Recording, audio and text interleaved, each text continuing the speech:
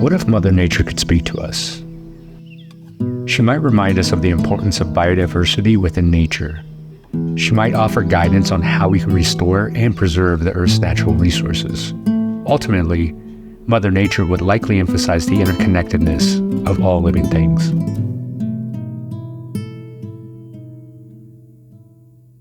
Mezcal, an increasingly popular Mexican spirit made from different agave varieties across Mexico, has seen a significant increase in production over the last 10 years, leading to the overharvesting of wild agave and the expansion of monoculture plantations, which ecologists say is threatening ecosystems and biodiversity.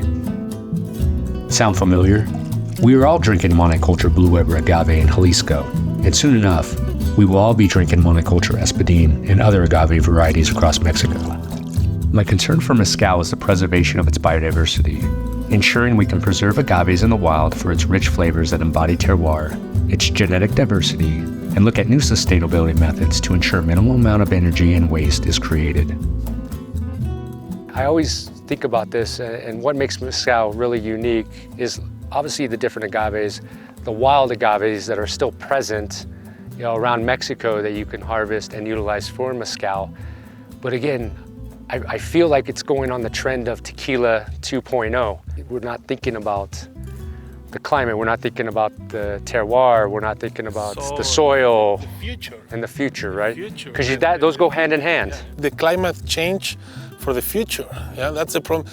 The problem it's not to cutting a tree to making tortillas or making mezcal. The problem is the producer don't return for the environment, lo que retiras de ahí no lo regresas. Yeah. That's the big problem.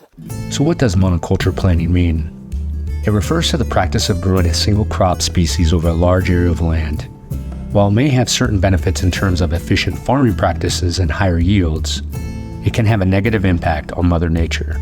Here are a few reasons why we should reconsider monoculture planting. Increased vulnerability to pests and diseases. Monoculture creates a favorable environment for pests and diseases to thrive.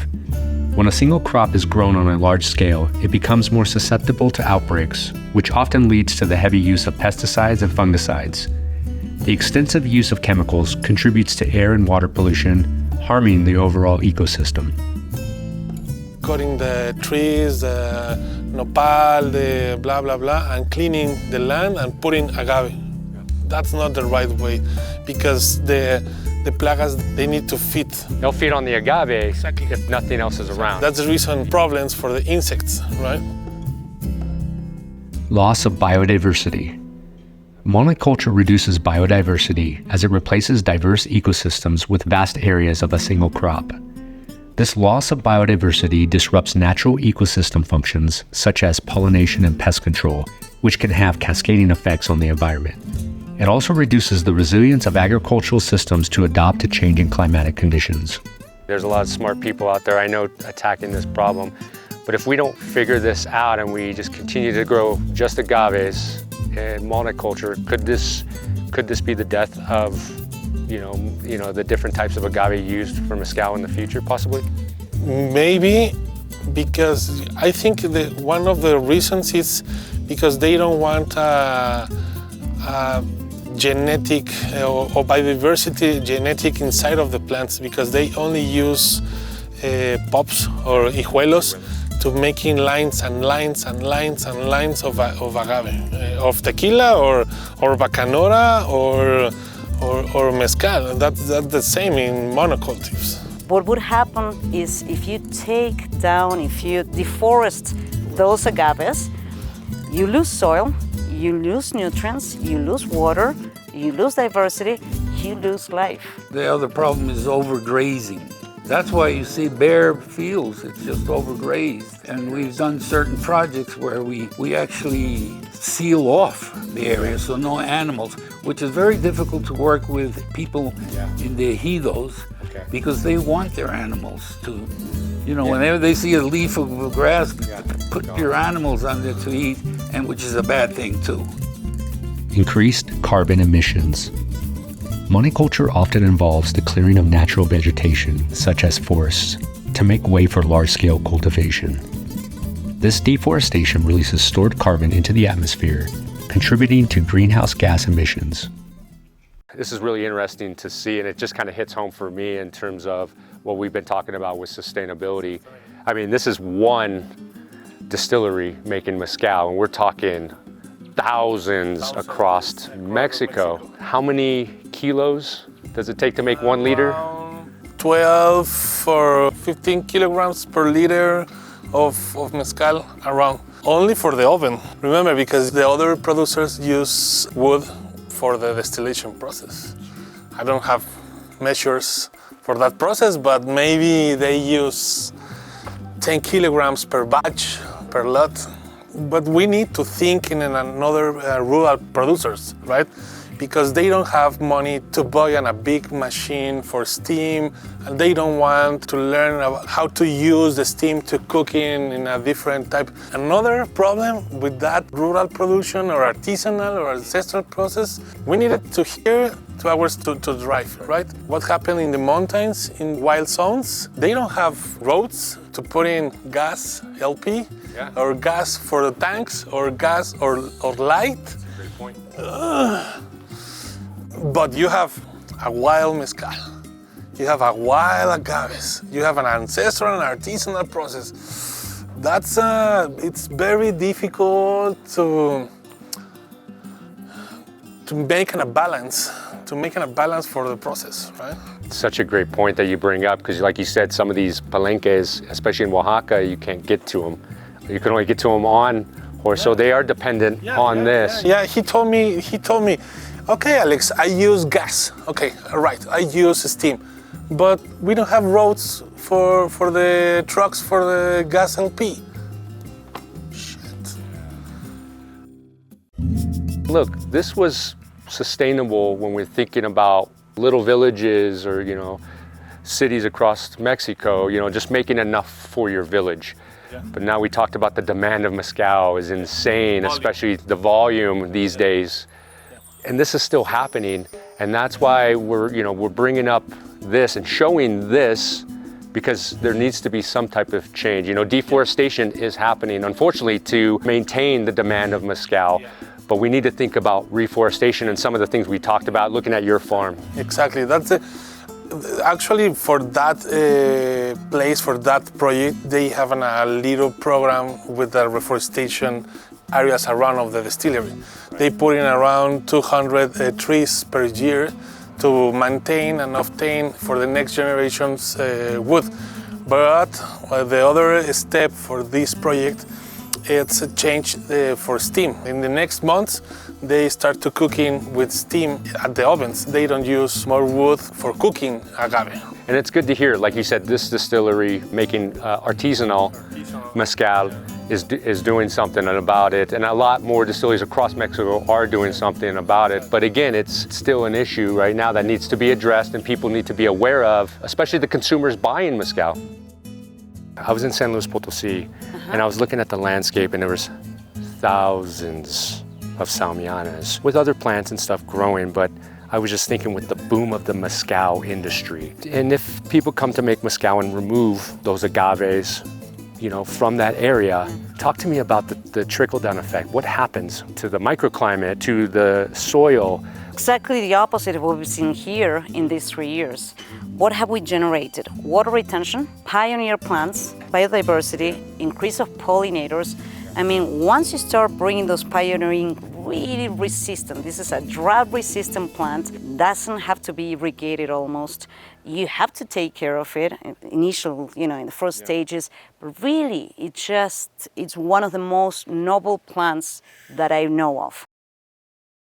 With you as a farmer and you as a agave distiller, what recommendations would you give the mezcal industry and other mezcal distilleries around Mexico in terms of creating a more symbiotic relationship with the land, and as well as they can grow agave? The key and the answer is biodiversity between agave and soil and grass and trees and a different like nopal, right?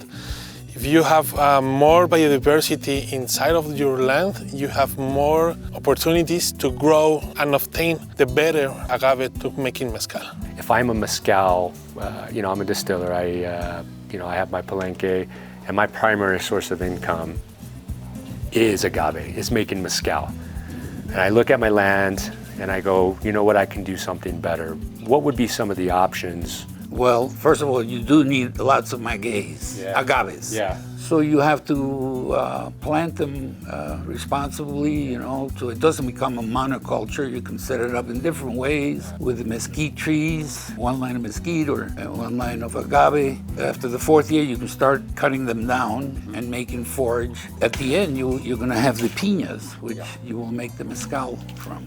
Main thing is don't plant just one single type of agave, because that's what you're creating when you're creating a monoculture. That's when you create this idea of the blue deserts, which we usually refer to in the industry of tequila. Yeah. First of all, variety of different agaves. Gotcha. Second of all, there's this myth that agaves have to grow full sun, nothing around them. Well, in these 3 years, we've seen that that's a lie. It can actually grow very well with companion trees, usually nitrogen-fixing trees with tap roots like the mesquite trees, but also huizaches, ramon, mulberry trees, olive trees. You can find, depending on your geography and where you're at and your resources in terms of water, which are the best trees for you. But man, there's so many great companion trees for the agave. Actually, for the little and rural producers or little areas, you have a space between that line and that line to put in maybe corn or maybe beans or maybe another crop to making money to feeding your family. If for example, I cut in this plant for making mezcal, in the next year I put in two agaves in that point, right? Yeah. That's the same with the trees. That's the same with the future of the nature for the environment, right? Yeah. We just asked ourselves, what is the best thing to grow? What is growing? Yeah. And there's two things. Well, three things: cactus, agaves, and mesquite, or huizaches are here. So then we realized we're bumping our heads when we just got to grow what's here, that doesn't need anything. Right. The maguey grows on its own. You don't need to water it. When we realized that the best thing to reforest everything around here would be with mesquite and agave. The two of them, the two combination, can sequester carbon. Also, you can, in between lines of agaves, you can plant corn. There's a lot of things you can do in between. It's impossible to take it,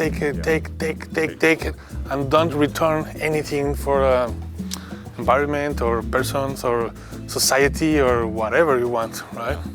Yeah, and I think as we were talking, you said it best. It's like, look, we have to look at those palenques in Oaxaca you can only get there by donkey. And okay, we understand that you need the trees. You can't bring in gas and steam and You're not making enough quantity to do that, but could he... Mountains in Oaxaca? Could reforestation happen? Could he plant more trees? Could he learn about that? So that's the give and take we're talking about. With a program of Reforestation and a social and education program for the child inside of the schools and the rural schools, that's the new seed, the little child inside of that schools, to learn about the environment, the trees, the soils, the